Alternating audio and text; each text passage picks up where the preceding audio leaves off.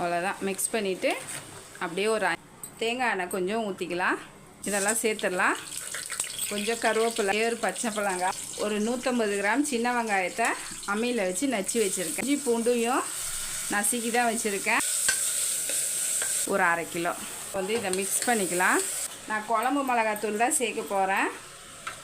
காரத்துக்கு ஏற்ற மாதிரி சேர்த்துக்கோங்க. திட்டமாக சேர்த்துருக்கேன். 2 செகண்ட் மட்டும் இருக்கட்டும். உப்பு சேர்க்கலை இன்னும். உப்பு நம்ம தேங்காய், சோம்பு, தக்காளி இது 3மே போட்டு அரைச்சிருக்கோம். நீங்கள் இது போல் தக்காளியும் தேங்காயும் ஒன்றா அரைச்சி செஞ்சு பாருங்கள். செம்ம டேஸ்ட்டாக இருக்கும். நல்லா மிக்ஸ் பண்ணி விட்டுக்கோங்க. இருக்கணும் தண்ணியாக. கரெக்டாக 2 விசில் விட்டு எடுத்துக்கோங்க. சூப்பராக இருக்குது பாருங்கள். இப்போ நம்ம கரம் மசாலா சேர்த்துக்கலாம். மிளகு சீரகம் தூள். சூப்பராக எண்ணெய் பிரிஞ்சு வந்திருக்கு.